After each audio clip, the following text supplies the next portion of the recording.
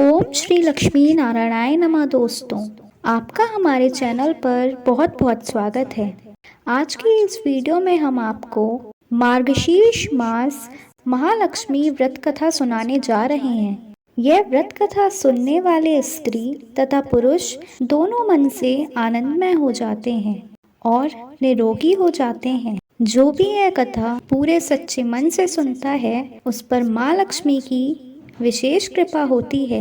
माँ लक्ष्मी उसके घर पर सदैव निवास करती हैं और उसके घर को धन धान्य से भर देती हैं। दोस्तों, अगर आप कथा सुन रहे हैं तो पूरी सुने, क्योंकि बीच में कथा छोड़ने से आप पाप के भागी बनते हैं। भक्तों, जो भी मनुष्य गुरुवार के दिन महालक्ष्मी व्रत कथा सुनते हैं उनके सभी दुख दरिद्र नष्ट हो जाते हैं और वे जन्मों जन्मों तक सुखी जीवन व्यतीत करते हैं और अंत में मोक्ष को प्राप्त करते हैं। वीडियो शुरू करने से पहले अगर आपने हमारे चैनल को अभी तक सब्सक्राइब नहीं किया है तो प्लीज़ हमारे चैनल को सब्सक्राइब कर लें, जिससे आपको ऐसी ही महत्वपूर्ण जानकारी प्राप्त हो सके। तो आइए व्रत कथा शुरू करते हैं। यह कथा भारतवर्ष के सौराष्ट्र देश की कहानी है।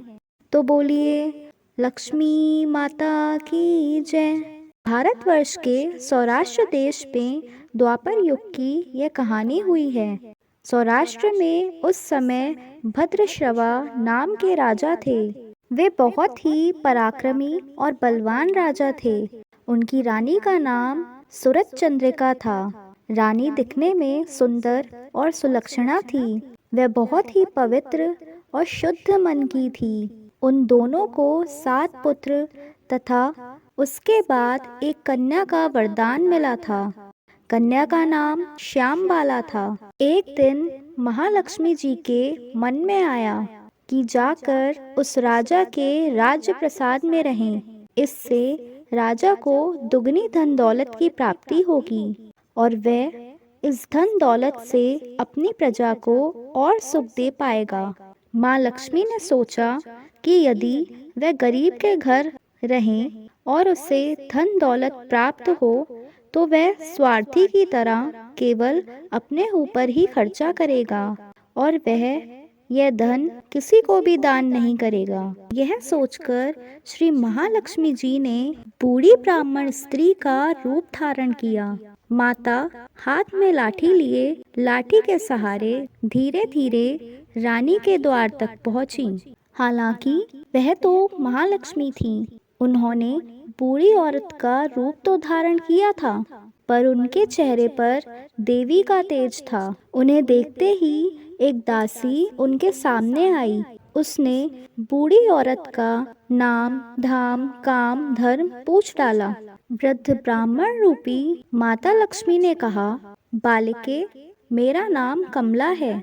मेरे पति का नाम भुवनेश है। हम द्वारिका में रहते हैं। तुम्हारी रानी पिछले जन्म में एक वैश्य की पत्नी थी। वह वैश्य बहुत गरीब था।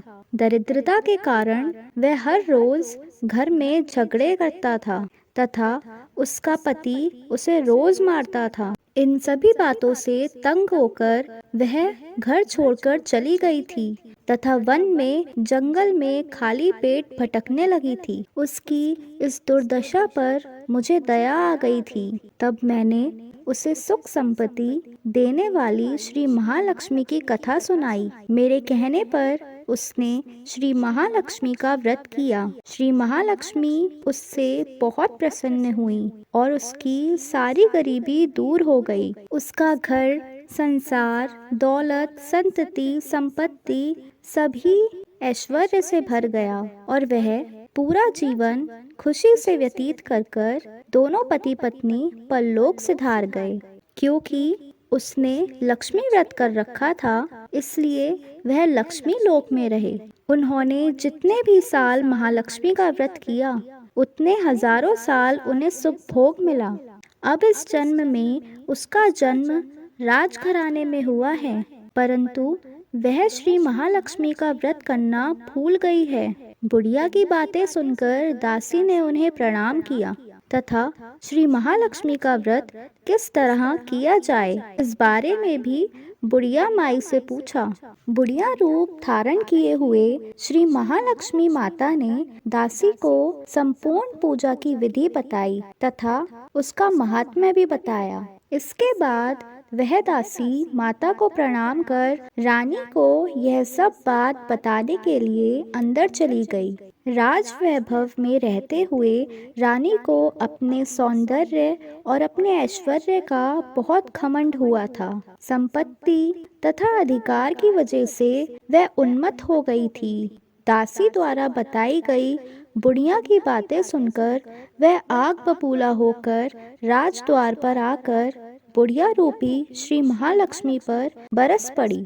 उसे यह एक भी बात सच न लगी। रानी ने बुढ़िया रूपी माता लक्ष्मी का बहुत अपमान किया, परंतु उसे यह मालूम नहीं था कि वह श्री महालक्ष्मी माता बुढ़िया का रूप धारण किए उसके द्वार पर आई हैं। रानी का इस कदर बुरा बर्ताव देखकर तथा अपना अनादर देखकर माता ने वहां ठहरना ठीक ना समझा। वे वहां से चल पड़ी। रास्ते में उन्हें राजकुमारी श्यामबाला मिली। उन्होंने श्यामबाला को सारी बात बताई। श्यामबाला ने अपनी और रानी की तरफ से श्री महालक्ष्मी माता से क्षमा मांगी। माता को उस पर दया आ गई। उन्होंने श्यामबाला को श्री महालक्ष्मी व्रत के संपूर्ण विधि और महात्म्य के बारे में बताया। उस दिन अघन माह का पहला गुरुवार था। मार्गशीर्ष मास यानी कि अघन मास के पहले गुरुवार के दिन श्यामबाला ने परम श्रद्धा से श्री महालक्ष्मी का व्रत किया। उसके यह व्रत करने से महालक्ष्मी बहुत प्रसन्न हुई। फलस्वरूप राजा सिद्धेश्वर के सुपुत्र मालाधर से उसका विवाह हुआ। वह धन दौलत ऐश्वर्य वैभव से मालामाल हो गई। पति के साथ ससुराल में आनंद से वह अपने दिन बिताने लगी। इधर रानी ने बुढ़िया रूपी महालक्ष्मी का अपमान किया था। इस कारण महालक्ष्मी ने रानी पर अपना प्रकोप दिखाया। रानी के कर्मों के फल स्वरूप राजा भद्रश्रवा का राज्य एवं राज कारोबार पूर्ण रूप से नष्ट हो गया। यहाँ तक कि उनको खाने के भी लाले पड़ने लगे। ऐसी हालात में एक दिन रानी ने राजा से निवेदन किया कि हमारा दामाद इतना बड़ा राजा है, धनवान है, ऐश्वर्यशाली है, क्यों ना उसके पास आप जाएं और अपना सारा हाल बताएं, वह हमारी जरूर मदद करेगा। रानी की बात सुनकर राजा भद्रश्रवा दामाद के पास रवाना हो गए। दामाद के राज्य में पहुंचकर एक तालाब के किनारे थोड़ी देर विश्राम लेने के लिए वहां ठहरे। तालाब से पानी लेने आते जाते दासियों ने उन्हें देखा। उन्होंने विनम्रता पूर्वक उनसे पूछा कि आप कौन हैं। जब उन्हें यह मालूम हुआ कि वे रानी श्यामबाला के पिता हैं, तो वह सब दौड़ते हुए रानी के पास पहुँचे और रानी को सारी बात बताई। रानी ने दासी के हाथ राज परिधान भेजकर बड़े ठाट से उनका स्वागत किया तथा पूर्ण आदर सत्कार किया और पूरी खातिरदारी की। जब रानी के पिता लौटने लगे तो उनके दामाद ने उन्हें सोने की मोहरों से भरा एक घड़ा दिया। राजा भद्रश्रवा जब वापस लौटे तो उन्हें देखकर रानी सूरजचंद्रिका बहुत खुश हुई। जैसे ही उन्होंने सोने की मोहरों से भरा घड़े का मुंह खोला, वैसे ही उन्होंने देखा कि घड़े में धन के बदले कोयले मिले हैं। घड़े में धन के बदले कोयले देखकर सब लोग बहुत हैरान हुए। यह सब श्री महालक्ष्मी के प्रकोप से हुआ था। इसी दुर्दशा में उनके और दिन भी बीतते गए। इस बार रानी स्वयं अपनी कन्या के पास गई। वह दिन अघन माह का अंतिम गुरुवार था। श्यामबाला ने श्री महालक्ष्मी का व्रत किया, पूजा की, अपनी माता से भी इस व्रत का महात्म्य कहा और व्रत करवाया। इसके बाद रानी अपने घर आई। श्री महालक्ष्मी का व्रत करने से माँ लक्ष्मी उससे प्रसन्न हुई और उसे फिर से अपना राजपाट वापस मिल गया। वह धन दौलत ऐश्वर्य सौंदर्य के साथ अपना जीवन यापन करने लगी।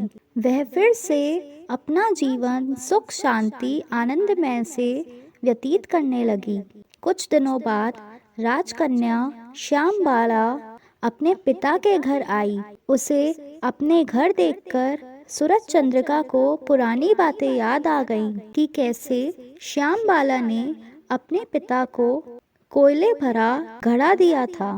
इसी कारण श्यामबाला को पिता के घर आने पर उसका कोई आदर आतिथ्य नहीं मिला। किसी ने भी उसका आदर नहीं किया, बल्कि सबने उसका अनादर किया। उसने इस बात का बिल्कुल भी बुरा नहीं माना। अपने घर लौटते समय उसने पिता के घर से थोड़ा नमक ले लिया। जब वह अपने घर लौटी तो उसके पति ने पूछा कि तुम अपने मायके से क्या लाई हो? तुम्हारे पिता ने तुम्हें क्या दिया है? इस पर श्यामबाला ने कहा कि मैं वहाँ का सार लाई हूँ। पति ने पूछा, इसका क्या मतलब होता है? श्यामबाला ने कहा, आप थोड़ी देर धीरज रखें, आपको सब मालूम हो जाएगा। उस दिन श्यामबाला ने सारा भोजन बिना नमक डाले बनाया। पति ने खाना चखा, सारा खाना नमक बिना था, इसलिए उसे बिल्कुल भी स्वाद नहीं आया। फिर श्यामबाला ने थाली में नमक डाला, इससे सारा भोजन स्वादिष्ट लगने लगा। तब श्यामबाला ने कहा कि यही है वह मायके से लाया हुआ सार। पति को उसकी बात कुछ समझ नहीं आई। फिर वह दोनों हंसी मजाक करते हुए भोजन करने लगे।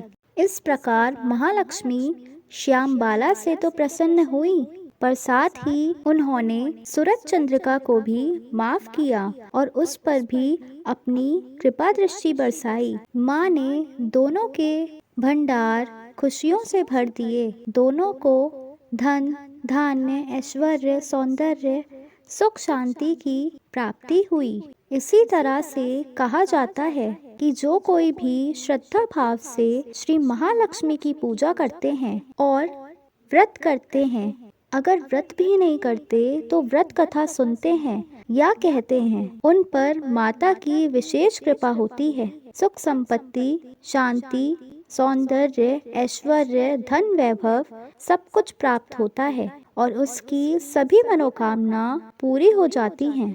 परंतु हमें यह सब कुछ प्राप्त होने के बाद भी माता की पूजा को भूलना नहीं चाहिए। उन्हें हमेशा धन्यवाद देना चाहिए और पूरी निष्ठा के साथ श्री महालक्ष्मी व्रत की महिमा को भक्तों तक पहुंचाना चाहिए। आइए महालक्ष्मी से प्रार्थना करते हैं कि हे महालक्ष्मी, आप मेरे घर सदैव वास करें। आपकी कृपा आपके भक्तों पर हमेशा बनी रहे। आप हमारे घर पर स्थायी रूप से वास करें और हमारी सभी मनोकामनाओं की पूर्ति करें। अपने भक्तों पर सदैव अपनी कृपा सदैव अपना आशीर्वाद बनाए रखें। हम सबको धन धान्य सुख वैभव संपत्ति प्रदान करें।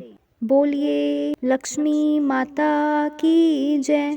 बोलिए महालक्ष्मी की जय। भक्तों, ये थी मार्गशीर्ष मास के दिन गुरुवार की महालक्ष्मी की कथा। अगर आप भी चाहते हैं कि माँ लक्ष्मी आप पर सदैव अपना आशीर्वाद बनाए रखें, तो आप हमारे चैनल को ज़रूर सब्सक्राइब करें, वीडियो को लाइक करें और अपने सगे संबंधियों को शेयर करना बिल्कुल ना भूलें। जय माँ लक्ष्मी।